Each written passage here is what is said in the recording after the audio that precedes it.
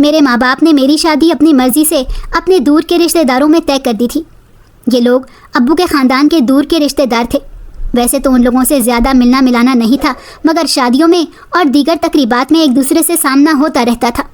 ہم لوگ ایک دوسرے کے گھر کبھی نہیں گئے تھے، مگر رشتہ داروں کے گھر ضرور ملاقات ہو جاتی تھی۔ امی ابو بھی ان لوگوں کو بہت اچھا جانتے تھے۔ ان کے خیال میں ان لوگوں کا گھرانہ ایک بے حد اچھا اور مہذب گھرانہ تھا۔ ابو کے منہ سے میں اکثر ان لوگوں کی تعریف سنا کرتی تھی۔ ایک دو بار امی نے ان لوگوں سے کسی تقریب میں تعارف بھی کروایا تھا، اور وہ آنٹی مجھے بہت پیار اور شفقت سے ملی تھی۔ ان کی شخصیت میں کسی قسم کا جھوٹ یا ریاکاری شامل نہیں تھی۔ وہ لوگ پیسے والے تھے، مگر اپنے پیسے کا ذرا بھی گھمنڈ نہیں تھا۔ وہ سب سے بہت عاجزی اور انکساری سے مل رہی تھی۔ مجھے بذات خود وہ لوگ بے حد اچھے لگے تھے۔ چند دن بعد ہمیں رشتہ داروں کی جانب سے ایک شادی کا دعوت نامہ موصول ہوا۔ یہ بہت قریبی شادی تھی، اس لیے وہاں جانا لازمی تھا۔ امی نے مجھے بطور خاص تاکید کی تھی کہ میں وہاں سے اس شادی میں اچھے سے تیار ہو کر چلوں، تو میں نے بھی امی کی بات مانی اور شادی میں جانے کے لیے دل سے تیار ہوئی۔ دراصل اب میرے ماں باپ کو دن رات میری شادی کی فکر کھائے جا رہی تھی۔ ہم لوگ مڈل کلاس طبقے سے تعلق رکھتے تھے، اور مڈل کلاس طبقے میں اس قدر آسانی سے بیٹیوں کے رشتے طے نہیں ہوتے۔ ماں باپ کو بہت کوشش کرنی پڑتی تھی کہ کہیں بہتر جگہ سے ان کی بیٹی کا رشتہ آ جائے۔ جبھی میرے ماں باپ بھی میرے رشتے کے لیے پریشان تھے۔ ایسا نہیں تھا کہ میرے لیے رشتے نہیں آئے تھے، میرے لیے کافی گھرانوں سے رشتے آئے تھے، مگر کوئی بھی گھرانہ اب تک میرے ابو کو سمجھ نہیں آ سکا تھا۔ یہی وجہ تھی کہ میرا اب تک کہیں بھی رشتہ طے نہیں ہو سکا تھا۔ میں نے تعلیم بھی اچھی حاصل کی تھی، اور اپنی امی کی بدولت میں گھر کے کاموں میں بے حد طاق تھی۔ مجھے نہیں یاد میری امی نے کبھی مجھے آرام بھی کرنے دیا ہو۔ وہ یہی کہتی تھیں، اپنے گھر سے کام سیکھ کر پرائی گھر جاؤ گی تو وہاں آرام ملے گا، ورنہ زندگی تانے سنتے ہی گزر جائے گی۔ اس بات کی سمجھ مجھے اس وقت نہیں آتی تھی، مگر وقت نے مجھے امی کی اس سختی کے بارے میں سمجھا دیا تھا۔ اس وقت تو اپنی ماں بے حد ظالم معلوم ہوتی تھی، مگر ہم یہ نہیں جانتے تھے کہ وہ ہمیں دنیا کے ظلم سے بچا رہی ہیں اور ہمیں آنے والے وقت کی مشکلات اور سختیوں کے لیے تیار کر رہی ہیں۔ خیر، شادی کا دن آن پہنچا اور ہم سب گھر والے تیار ہو کر شادی میں جانے کے لیے نکل پڑے۔ شادی ہال میں پہنچے تو شادی ہال مہمانوں سے کھچا کھچ بھرا ہوا تھا۔ ہم نے بیٹھنے کے لیے ایک ٹیبل کا انتخاب کیا۔ اسی اثنا میں وہ آنٹی امی کو دور سے آتی ہوئی نظر آئیں۔ وہ جب قریب آئیں تو امی نے ان سے سلام دعا کی، اور وہ بھی امی سے بہت اچھے سے ملی تھی۔ اتنا پیسہ ہونے کے باوجود ان میں غرور و تکبر کی کوئی جھلک نہ تھی۔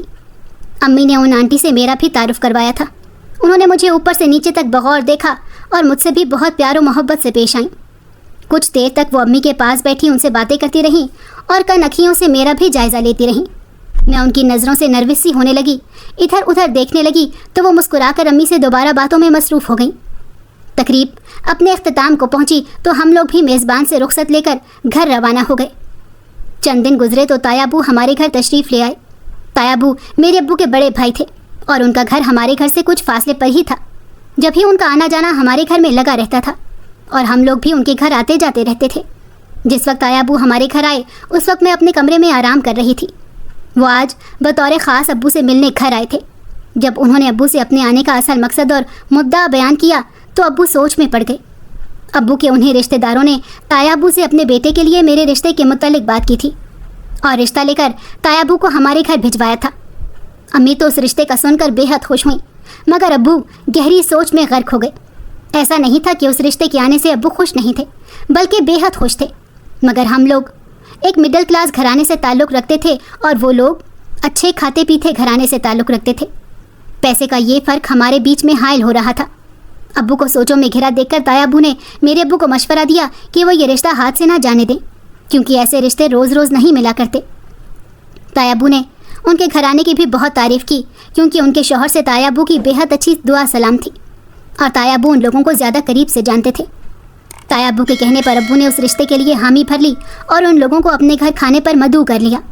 جب امی نے مجھ سے اس رشتے کے متعلق پوچھا تو میں نے سب کچھ اپنے ماں باپ کی مرضی پر چھوڑ دیا، کیونکہ ماں باپ کی مرضی اور خوشی میں ہی دنیا اور آخرت دونوں کا سکون ہے، تو میں بھی اپنے والدین کے فیصلے پر راضی تھی۔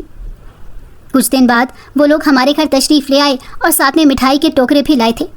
ایسا لگتا تھا کہ جیسے وہ آج ہی بات پکی کر کے جائیں گے، اور ایسا ہوا بھی، کیونکہ ان لوگوں نے امی ابو پر بہت زور دیا کہ وہ آج ہی یہ رشتہ پکا کرنا چاہتے ہیں، اور میرے امی ابو بھی ان کی مرضی میں خاموش ہو گئے، اور یوں وہ لوگ اسی ہی دن میرے ہاتھ میں پیسے رکھ کر یہ رشتہ پکا کر کے چلے گئے۔ ان لوگوں نے جلد شادی کرنے پر بھی زور دیا تھا، اور کہا تھا کہ وہ اپنے گھر میں رونق کرنے کے لیے مزید انتظار نہیں کر سکتے۔ میرے لیے ان لوگوں کا اتنا پیار و محبت دیکھ کر میرے ابو بھی سکون سے ہو گئے تھے اور یہاں رشتہ کرنے پر خوش اور مطمئن بھی نظر آ رہے تھے۔ جلد ہی میری شادی کی تاریخ بھی رکھ دی گئی تھی اور گھر میں شادی کی تیاریاں شروع کی جا چکی تھیں۔ اب دن رات ہمارے بازاروں کے چکر پہ چکر لگ رہے تھے۔ ابو کا بس نہیں چل رہا تھا کہ وہ مجھے سب کچھ دے دیں۔ امی ابو میرے لیے ہر چیز اچھے سے اچھی چن کر لا رہے تھے۔ وہ اپنی حیثیت اور استطاعت سے بڑھ کر میرے لیے جہیز کی تیاری کر رہے تھے۔ میں بھی اپنی شادی سے بے حد خوش تھی۔ میرے ہونے والے شوہر میرے آئیڈیل ثابت ہو رہے تھے۔ ان سے میری بس سرسری سی 1-2 بار ہی ملاقات ہوئی تھی اور اب اتنے اچھے اور باوقار انسان سے میری شادی ہونے جا رہی تھی تو میں اپنی قسمت پر نازاں تھی۔ چند دن بعد میری شادی ہو گئی اور میں شادی کر کے پیا دیس سدھار گئی۔ سسرال میں سب لوگوں نے ہی میرا شاندار استقبال کیا۔ مجھ پر پھولوں کی پتیاں نچھاور کی گئیں اور میرے رہنے کے لیے ایک بہترین کمرہ سجایا گیا۔ میں اتنا اچھا سسرال اور شوہر ملنے پر بے حد خوش تھی۔ میری ساتھی کزنز اور دوستیں میری قسمت پر رشک کر رہی تھیں اور میں خوشی سے پھولے نہیں سما رہی تھی۔ سسرال میں شروع کے دن تو بے حد اچھے گزرے۔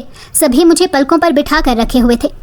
ساس میرے سامنے کھانا لا کر رکھ رہی تھی تو نندے میرے ارد گرد پھر رہی تھیں۔ شوہر بھی میرے ناز نخرے اٹھاتے نہیں تھک رہے تھے۔ شادی کے چند دن تو جیسے کسی خواب کی مانند گزر گئے۔ سبھی لوگ بے انتہا پیار سے پیش آ رہے تھے۔ میرے امی ابو بھی مجھے اپنے گھر میں خوش اور مطمئن دیکھ کر خوش تھے اور میری طرف سے بے فکر ہو گئے تھے، کیونکہ میری شادی کے بعد امی ابو کئی بار میرے گھر آ چکے تھے اور سب کو ہی میرے آگے پیچھے پھرتے اور ناز نخرے اٹھاتے دیکھ رہے تھے تو وہ بھی میری طرف سے مطمئن سے ہو گئے۔ سسر بھی مجھ سے بے حد شفقت سے پیش آتے تھے۔ ایک بات جو میں نے اتنے دنوں میں سسرال میں رہ کر نوٹ کی تھی وہ یہ تھی کہ ساس اور سسر میں بے حد پیار تھا۔ عمر کے اس حصے میں آ کر بھی ساس نے آج تک سسر کے بغیر کھانا تک نہیں کھایا تھا۔ جب تک میرے سسر گھر پر نہیں آ جاتے وہ کھانے کو ہاتھ بھی نہیں لگاتی تھیں۔ 1-2 بار جب ہم کھانا کھا رہے تھے اور سسر گھر پر موجود نہیں تھے تو میں نے ساس کو کھانے پر زور بھی دیا تھا، مگر انہوں نے انتہائی محبت سے یہ کہہ کر ٹال دیا کہ انہوں نے آج تک سسر کے بغیر کھانے کو ہاتھ بھی نہیں لگایا ہے۔ اور یہی حال میرے سسر کا بھی تھا۔ جب تک ساس دسترخوان پر نہیں آ جاتی وہ کھانا شروع ہی نہیں کرتے تھے۔ دونوں میں اس قدر پیار و محبت دے کر مجھے حیرت ہوتی تھی کہ عمر کے اس حصے میں آ کر بھی دونوں کے درمیان محبت قائم تھی۔ میرے ساس سسر دونوں فجر کی نماز کے لیے بیدار ہو جایا کرتے تھے۔ نماز سے فارغ ہو کر دونوں گھر کے باہر بنے لان میں چہل قدمی کرتے تھے اور ساتھ ہی ساس چائے چولہے پر چڑھا دیا کرتی تھیں۔ دونوں صبح کا ناشتہ بھی ساتھ کر کے فارغ ہو جایا کرتے تھے۔ اس کے بعد ہم لوگ اٹھتے تھے اور ناشتہ کرتے تھے۔ پورا ناشتہ ساس ہی بنا کر رکھ دیا کرتی تھیں۔ میری ساس نے آج تک مجھ سے گھر کا کوئی بھی کام کرنے پر زور نہیں دیا تھا، بلکہ میرے آنے سے پہلے ہی وہ کئی کام کر کے فارغ بھی ہو جایا کرتی تھیں۔ مجھے سسرال میں ہر طرح کا آرام و سکون نصیب تھا۔ ساس بہو کی روایتی لڑائیاں بھی ہمارے گھر میں نہیں تھیں، بلکہ ساس سسر تو میرے شوہر کو تاکید کرتے رہتے کہ وہ میری ضرورت کا خیال رکھا کریں اور گھر آنے سے پہلے مجھ سے لازمی پوچھا کریں کہ مجھے کسی چیز کی ضرورت تو نہیں ہے تاکہ وہ لیتے آئیں، کیونکہ سسر کا بھی سالوں سے یہی معمول تھا کہ وہ گھر آنے سے پہلے ساس سے لازمی پوچھا کرتے تھے کہ انہیں کسی چیز کی ضرورت تو نہیں ہے۔ پھر ساس انہیں جو چیز بھی لانے کا بولتی وہ لازمی لے کر آتے تھے۔ میرے سسر کی یہ ساری عادتیں دیکھ کر ان کے بیٹے بھی ان کے ہی نقش قدم پر چل رہے تھے۔ یہی وجہ تھی کہ ہمارا گھر امن و سکون کا گہوارہ بنا ہوا تھا۔ گھر میں سب لوگ ہی پیار محبت سے رہتے تھے، جب ہی گھر میں برکت بھی تھی اور کسی چیز کی تنگی بھی نہیں تھی۔ ساس مجھے اپنی بیٹیوں کے برابر ہی پیار و محبت دیتی تھیں۔ ان کی محبت اور شفقت دیکھ کر کوئی بھی نہیں پہچان سکتا تھا کہ ان میں سے کون بیٹی ہے اور کون بہو ہے۔ جب ہی میں نے بھی اس گھر کو دل سے اپنا گھر قبول کر لیا تھا اور میں بھی سب کے ساتھ بہت اخلاق سے رہ رہی تھی۔ میری ساس کئی دن سے سسر سے فرمائش کر رہی تھی کہ انہیں عمرے کی ادائیگی کے لیے جانا ہے اور رب کے حضور حاضر ہونا ہے، تو میرے سسر ان کی یہ فرمائش کیسے ٹال سکتے تھے؟ انہوں نے ساس کو عمرہ پر لے جانے کی حامی بھر لی اور ویزا اور پاسپورٹ تیار کروانے لگے۔ ایک دن خوشی خوشی گھر آئے اور سب کو بتایا کہ وہ اور میری ساس اگلے ہفتے عمرے کی ادائیگی کے لیے خانہ کعبہ جا رہے ہیں۔ یہ سن کر گھر میں موجود سبھی لوگ بہت خوش ہوئے اور انہیں مبارکباد دینے لگے۔ میرے ساس سسر کی عمرے پر جانے کی تیاری شروع ہو گئی۔ گھر میں سبھی لوگ بے حد خوش تھے۔ ساس پہلی بار عمرہ کرنے جا رہی تھیں۔ وہ آج تک اپنی ذمہ داریوں کی وجہ سے نہ جا سکی تھیں۔ اب گھر میں میری موجودگی کی وجہ سے بے فکر ہو کر جا رہی تھیں۔ ان کا یہ کہنا بھی صحیح تھا کہ وہ اپنی دونوں جوان بیٹیوں کو کسی کے بھروسے چھوڑ کر نہیں جا سکتی تھیں، جب بھی آج تک وہ اس حسرت کو دل میں ہی لیے بیٹھی تھیں کہ کبھی تو وہ رب کے حضور حاضری دیں گی، اور اب ان کی یہ حسرت اور خواہش پوری ہونے والی تھی۔ جب ہی وہ بے انتہا خوش تھی۔ وہ تقریباً روز ہی بازار جا رہی تھی اور اپنے پہننے کے لیے آرام دہ کپڑے لا رہی تھی۔ اس بات کے پیچھے ان کی دو وجوہات تھیں کہ ایک تو وہ گرمیوں میں عمرے کی ادائیگی کے لیے جا رہی تھیں، اور دوسرا رب کے گھر جاتے ہوئے وہ نئے کپڑے پہن کر جانا چاہتی تھیں۔ میں نے اسے پہلے بھی ان کے منہ سے یہ بات سنی تھی کہ ہم لوگ نئے کپڑے کسی کے گھر جانے یا مہمانوں کے آنے پر پہنتے ہیں، جبکہ ایسا نہیں کرنا چاہیے۔ ہمیں نئے اور صاف ستھرے کپڑے پہن کر نماز کی ادائیگی کرنی چاہیے۔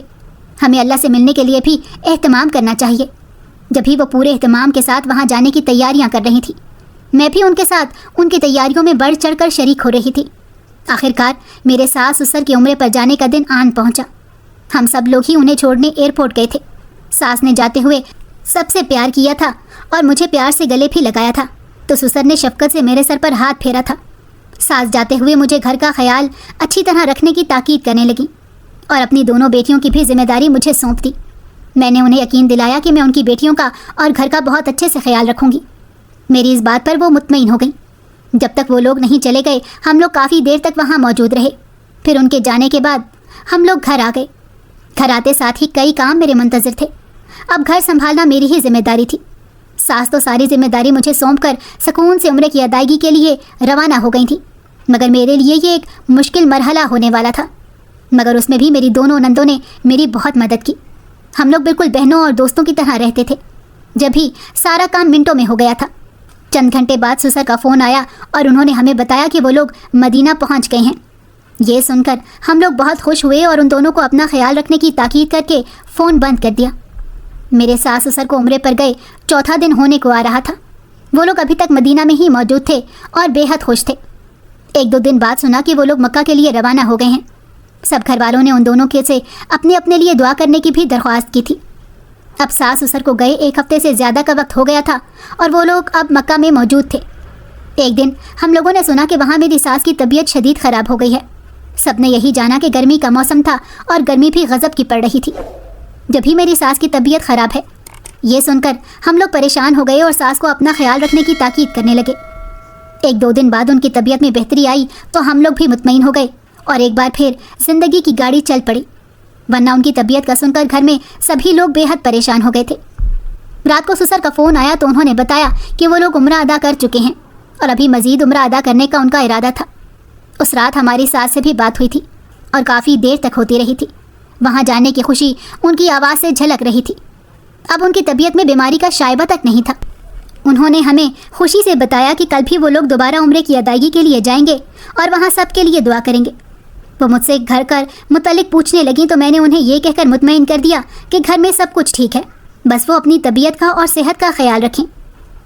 اگلے دن سسر کا میرے شوہر کے پاس فون آیا کہ میری ساس کی طبیعت ایک بار پھر بگڑ گئی ہے، مگر وہ مسلسل ایک بار پھر عمرے کی ادائیگی پر زور دے رہی ہیں۔ میرے شوہر نے انہیں سمجھایا مگر وہ نہیں مانی تو سسر نے بھی ان کی ضد کے سامنے ہتھیار ڈال دیے اور انہیں اپنے ساتھ لے کر ایک بار پھر عمرے کی ادائیگی کے لیے چل پڑے۔ 4-5 گھنٹے ہی گزرے تھے کہ میرے سسر کا دوبارہ فون آیا کہ ساس عمرے کی ادائیگی کے دوران بے ہوش ہو گئی ہیں۔ یہ کہتے ہوئے ان کی آواز لرز رہی تھی۔ گھر میں ہم سب لوگ بے حد پریشان ہو گئے تھے اور ان کی صحت کے لیے دعائیں کرنے لگے۔ سسر انہیں لے کر ہسپتال چلے گئے تھے، مگر کچھ دیر بعد وہاں کے ڈاکٹرز نے جو خبر سنائی اس خبر نے ہمارے گھر کے در و دیوار کو ہلا کر رکھ دیا۔ میری ساس کا عمرے کی ادائیگی کے دوران ہی دل بند ہو گیا تھا۔ انہیں دل کا دورہ پڑا تھا اور اب وہ زندہ نہیں رہی تھی۔ وہ ہم سب کو چھوڑ کر اس دار فانی سے کوچ کر گئی تھی۔ یہ ایک دل دہلا دینے والی خبر تھی۔ ہم میں سے کسی کو بھی یہ امید نہیں تھی کہ ایسی خبر سننے کو ملے گی۔ یہ خبر سن کر ہمارے گھر پر قیامت ٹوٹ پڑی۔ میرے شوہر اور میری دونوں نندیں غم سے نڈھال ہو گئیں۔ اب ان سب کو میں نے ہی سنبھالنا تھا۔ میرے شوہر نے اس وقت ہمت سے کام لیا اور ساس کی میت کو پاکستان واپس لانے کے لیے کوششیں کرنے لگے۔ ہم لوگ نہیں جانتے تھے کہ اس وقت سسر کس حالت میں ہیں۔ سب کو اس وقت اپنا غم ہی اہم معلوم ہو رہا تھا۔ خیر جیسے تیسے کوشش کر کے میرے شوہر ساس کی میت کو واپس پاکستان لانے میں کامیاب ہو گئے۔ اس میں 2-4 دن کا وقت لگ گیا۔ جس وقت ساس کی میت پاکستان آئی تو میں نے اپنے سسر کی طرف دیکھا۔ چند ہی دنوں میں وہ انتہائی بوڑھے دکھائی دینے لگے تھے۔ جب وہ پاکستان سے ساس کے ہمراہ عمرے کی ادائیگی کے لیے گئے تھے تو ان کے بال سرمئی مائل کالے تھے اور اب نہ صرف ان کے بال بلکہ ان کی داڑھی تک سفید ہو چکی تھی۔ ان کی کمر بھی جھکی ہوئی تھی۔ وہ بہت شکستہ حال اور مزہمل لگ رہے تھے۔ انہیں یوں دیکھ کر مجھے بے حد افسوس ہوا۔ سسر بہت خاموشی سے بیٹھے تھے۔ جب ساس کو دفنانے کی باری آئی تو سسر اپنی بات پر اڑ گئے کہ وہ ساس کی میت کو گھر کے پچھلے صحن میں ہی دفنائیں گے۔ میرے شوہر اور میری نندوں نے سسر کو بہت سمجھانے کی کوشش کی، مگر میرے سسر کسی صورت بھی راضی نہیں ہوئے۔ آخرکار ہمیں ہی ان کی ضد کے سامنے ہتھیار ڈالنے پڑے۔ سسر کا کہنا تھا کہ میری ساس بہت نیک روح ہیں جو کعبہ شریف میں جا کر فوت ہوئی ہیں، اس لیے وہ ان کی میت کو گھر میں ہی دفنائیں گے۔ جب میرے شوہر اور نندے انہیں سمجھا نہیں پائے تو چند رشتہ داروں نے بھی انہیں سمجھانے کی کوشش کی، مگر وہ کسی صورت راضی نہیں ہو دے رہے تھے۔ آخرکار گھر میں بنے پچھلے صحن میں ہی قبر کی کھدائی کا کام شروع کیا گیا۔ اب میرے سسر کے چہرے پر ایک اطمینان تھا، ورنہ جب سب ساس کو قبرستان میں دفنانے کی باتیں کر رہے تھے تو ان کے چہرے پر اداسی اور شکستگی صاف دیکھی جا سکتی تھی۔ مگر جب قبر کی کھدائی کا کام شروع کیا گیا تو وہ مطمئن ہو گئے اور مزدوروں کے ساتھ ساتھ اپنے ہاتھوں سے قبر کی کھدائی کروانے لگے۔ جب ساس کی میت کو قبر میں اتارنے کی باری آئی تو میرے سسر میرے شوہر کے گلے لگ کر زاروں قطار رونے لگے۔ وہ اتنا روئے کہ ان کی داڑھی بھیگ گئی اور ان کی ہچکیاں بند گئیں۔ میرے شوہر نے انہیں بہت سہارا دیا اور ساس کی میت کو قبر میں اتار دیا گیا تھا۔ میری ساس کو دفنایا جا چکا تھا۔ سارے مہمان بھی ایک ایک کر کے جا چکے تھے۔ گھر میں بالکل سناٹا پھیل چکا تھا۔ اپنی امی کی میت کو دفنا کر میرے شوہر ٹوٹ سے گئے تھے، اسی لیے وہ اپنے کمرے میں تھوڑی دیر آرام کرنے کی غرض سے لیٹ گئے۔ اب رات ہو چکی تھی اور سب لوگ اپنے اپنے کمروں میں آرام کر رہے تھے، مگر میں جاگ رہی تھی اور کچن کے کام نپٹا رہی تھی۔ اسی اثنا میں میرے سسر ایک آدمی کو لے کر گھر میں داخل ہوئے اور گھر میں بنے پچھلے صحن کی طرف چل پڑے جہاں میری ساس کو دفنایا ہوا تھا۔ میں نے اپنے سسر کو آواز دے کر ان سے اس آدمی کے متعلق پوچھا تو انہوں نے یہ کہہ کر مجھے ٹال دیا کہ وہ اس آدمی کو کسی کام کی غرض سے لے کر گھر میں آئے ہیں۔ میں بھی اس وقت تک بہت تھک چکی تھی، اسی لیے اس آدمی پر زیادہ دھیان دیے بغیر ہی اپنے کمرے کی جانب چل پڑی۔ صبح جب سو کر اٹھی تو گھر میں خلاف معمول خاموشی چھائی ہوئی تھی۔ سب لوگ اٹھ چکے تھے مگر ابھی اپنے اپنے کمروں میں ہی تھے، تو میں بھی ناشتہ بنانے کی غرض سے کچن میں آ گئی۔ کچن کی کھڑکی سے پچھلے صحن کا منظر صاف دکھائی دیتا تھا۔ میں کچن میں آ کر کام کرنے لگی تو میری نظر سامنے موجود ساس کی قبر پر پڑی۔ وہاں مجھے کل کے مقابلے میں کچھ خلاف معمول دکھائی دیا، مگر وہ خلاف معمول چیز کیا تھی اس کا مجھے اس وقت اندازہ نہیں ہو سکا۔ کام کی بہت زیادتی تھی، اس لیے میں جلدی جلدی اپنے ہاتھ چلا کر سارے کام نپٹانے لگی۔ ساس کی موجودگی میں مجھ پر کام کا اس قدر بوجھ نہیں تھا، مگر اب گھر کی ساری ذمہ داری ہی میرے کندھوں پر آ گئی تھی اور مجھے ان سب کا اندازہ نہیں تھا، تو مجھے معمول سے زیادہ وقت لگا کرتا تھا۔ گھر کے سارے کاموں سے فارغ ہو کر میں پچھلے صحن میں صفائی کرنے کی غرض سے آ گئی اور ساس کی قبر کی طرف نگاہ گئی تو وہاں اب بٹن لگا ہوا تھا۔ کل تک وہاں وہ بٹن موجود نہیں تھا، مگر اب بٹن کی موجودگی عجیب سی لگ رہی تھی۔ میں نے اس وقت زیادہ دھیان نہیں دیا اور اپنے کاموں میں مصروف ہو گئی۔ ایک دم کام کرتے کرتے میرے ذہن میں جھماکا ہوا کہ سسر کل ایک آدمی کو لے کر گھر میں داخل ہوئے تھے اور گھر کے پچھلے صحن کی طرف گئے تھے۔ شاید انہوں نے اس آدمی سے ہی یہ بٹن لگوایا ہو۔ یہ سوچ کر میں ساس کی قبر کے پاس آ گئی اور غور سے دیکھنے لگی۔ کل کے مقابلے میں وہ قبر کافی مختلف لگ رہی تھی۔ میں نے اس بٹن کو دبانا چاہا مگر نہ دبا سکی اور سوچ میں پڑ گئی، مگر وہاں بٹن کی موجودگی مجھے بہت حیران کر رہی تھی۔ پورا دن اسی سوچ میں گزر گیا کہ مجھے وہ بٹن دبانا چاہیے یا نہیں۔ اپنے شوہر سے بھی میں اس بات کا تذکرہ نہ کر سکی کیونکہ کل رات سے ان کی طبیعت بے حد خراب تھی۔ اپنی امی کی موت کی وجہ سے ان کو تیز بخار چڑھ چکا تھا اور اب وہ کمرے میں آرام کر رہے تھے۔ پورا دن اسی کشمکش میں گزرا کہ مجھے وہ بٹن دبانا چاہیے یا نہیں، مگر میں کوئی فیصلہ نہیں کر سکی۔ اب رات ہو چکی تھی، سب لوگ ہی اپنے اپنے کمروں میں موجود تھے۔ سب لوگ ہی اس وقت صدمے کی کیفیت میں تھے تو اپنی تنہائی کو ترجیح دے رہے تھے۔ میں بھی سونے کے لیے اپنے کمرے میں آ گئی مگر تجسس کی وجہ سے مجھے نیند بھی نہیں آ رہی تھی اور ذہن پر مسلسل ایک ہی سوچ سوار تھی کہ کس طرح جا کر میں وہ بٹن دبا دوں۔ آخرکار جب مجھ سے رہا نہیں گیا تو میں کمرے سے نکل کر گھر میں بنے پچھلے صحن کی جانب چل پڑی۔ میں وہاں پہنچ کر ساس کی قبر کے سامنے جا کھڑی ہوئی۔ میرے قدم ہولے ہولے لرز رہے تھے مگر میں نے خود پر قابو کیا اور دل پر پتھر رکھتے ہوئے وہ بٹن دبا دیا۔ بٹن دباتے ہی مجھ پر قیامت ٹوٹ پڑی اور میرے قدموں تلے سے زمین نکل گئی۔ جو میری آنکھیں اس وقت دیکھ رہی تھی مجھے اس پر یقین نہیں آیا تھا۔ قریب تھا کہ میں بے ہوش ہو کر وہیں گر جاتی، مگر میں نے اپنے حواس کو قابو میں رکھا اور آنکھوں دیکھے پر یقین کرنے کی کوشش کرنے لگی۔ میں وہاں سے بھاگنا چاہتی تھی مگر میرے قدم جیسے زمین نے بالکل ہی جکڑ لیے تھے۔ میرے لیے ایک قدم اٹھانا بھی دشوار محسوس ہونے لگا تھا۔ میرا دماغ یہ سب دیکھ کر سون ہونے لگا تھا۔ میں وہاں بھاگتے ہوئے اپنے کمرے میں آئی اور شوہر کو اٹھایا۔ میرے شوہر مجھے اس طرح بدحواس دیکھ کر پریشان ہو گئے مگر میرے منہ سے ایک لفظ بھی نہیں نکل رہا تھا۔ میں نے اپنے شوہر کا ہاتھ پکڑا اور انہیں لے کر پچھلے صحن کی جانب آئی۔ میرے شوہر بھی سامنے کا منظر دیکھ کر دنگ رہ گئے۔ ان کے منہ سے بھی ایک لفظ نہیں نکل رہا تھا۔